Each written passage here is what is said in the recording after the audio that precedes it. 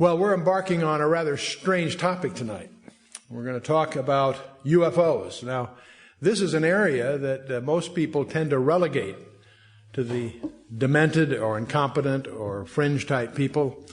And yet, the entertainment industry, of course, has picked up on this with the crop circle thing called Signs, which many may have seen. And also, Steven Spielberg did a mini-series called Taken, focusing on the abductions and so forth. And while these things are interesting entertainment, they are replete, of course, with all kinds of misinformation and legends and half-truths that get mingled with facts so that it's really just entertainment. But one of the things you and I have to face is what is the real reality here? Is this just a bunch of nonsense, a composite of hoaxes and pranks by various people through the years? Or is there something really going on? One of the things we want to explore a little tonight is, are the UFOs real? And if so, where are they from? What's their agenda? Are they friendly or hostile? And most important, what does the Bible say about them? So we're going to explore that tonight as we go forth on our exploration of UFOs and this strange term, the Nephilim. What is that all about? But before we start, since we are dealing with a very, very complicated area, an area where many of us have already formed opinions, let me remind you of there's a principle. According to Edmund Spencer, he articulated this, there's a principle which is a bar against all information. It's proof against all argument. And it's something which cannot fail to keep man in everlasting ignorance. And that principle is condemnation before investigation.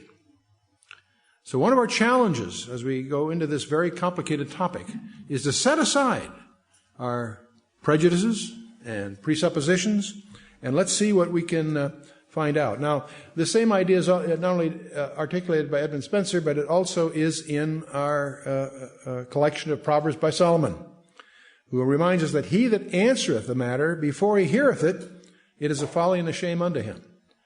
So one of our challenges tonight is sort of set aside what we think we may have heard or what our basic prejudices are, and let's see what we can find out that might be new. Now, many of us, of course, have seen photographs, many of which are hoaxes, contrived, and so forth. There are many of these in the literature. I'm sure you've seen all kinds. The problem is that not all of them are.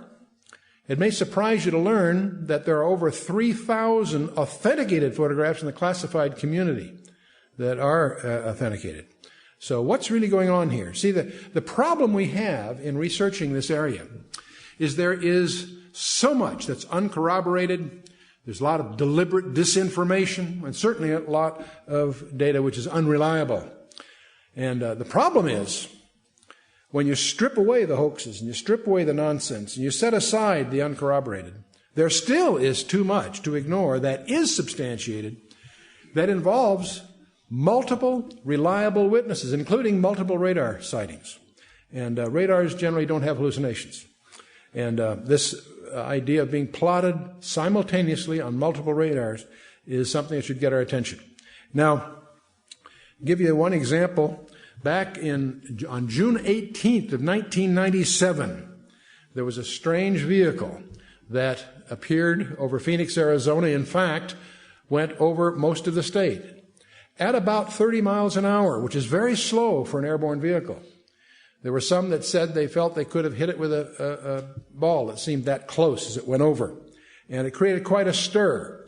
On March 13th, there were sightings all the way from Casa Grande and Chandler, all the way up through the northern part of the state, Prescott and so forth. So it wasn't just a local phenomenon. And it created quite a stir. Now, the governor of Arizona made a big mistake by treating a press conference the following morning lightly, as humor. And it didn't go over very well because people were upset because they were getting stonewalled by the government. Even though there were denials by the Air Force, they saw the fighter jets sortie after them and so on, so it created quite a stir.